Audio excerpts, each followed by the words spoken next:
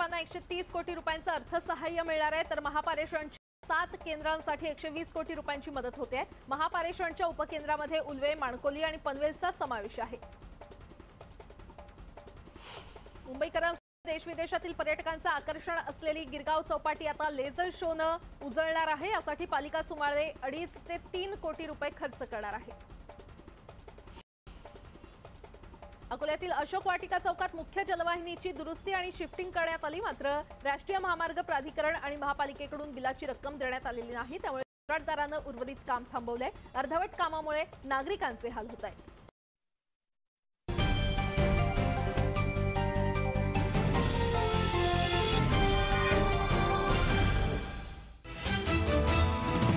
Headlines प्रायोजक पुष्कराज नाचणी सत्व, प्रत्येक आईचा विश्वास।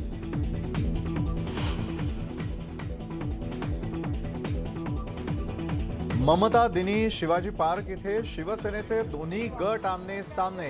किशोरी पेडणेकरांना पाहताच शीतल म्हात्रे आणि यामिनी जाधवांकडून जय महाराष्ट्र।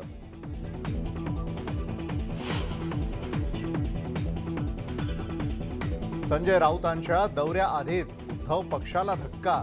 50 जणांचा बाळासाहेबांच्या शिवसेनेत प्रवेश, तर परभणीतील 30 नगरसेवकही शिंदे पक्षात।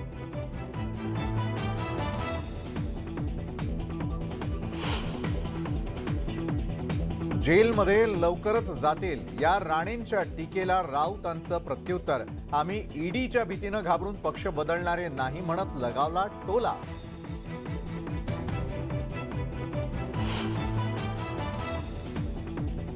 संजय राऊतांविरोधात शिवडी न्यायालयाकडून अजामीनपात्र वॉरंट जारी। मेधा सोमय्यांकडून राऊतांविरोधात मानहानीचा दावा।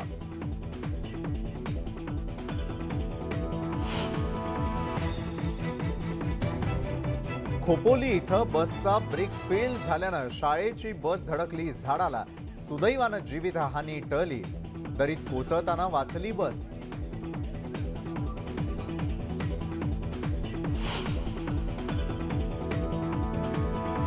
वन विभागाच्या कर्मचाऱ्यांना मारहाण करणाऱ्या माओवाद्यांच्या शोधासाठी पोलिसांचं कोम्बिंग ऑपरेशन। C60 कमांडो पथकाचे जवान कमलापूर परिसरात दाखल। माओवाद्यांच्या अहेरी दलमनं मारहाण केल्याची माहिती।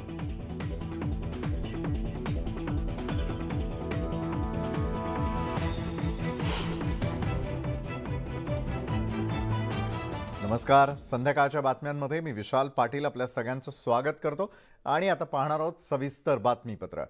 मुंबई महापालिका निवडणुकांच्या पार्श्वभूमीवर उद्धव ठाकरे यांनी मुंबईतील सर्व विभाग प्रमुखांची बैठक बोलावली आहे आणि थोड्याच वेळामध्ये मातोश्री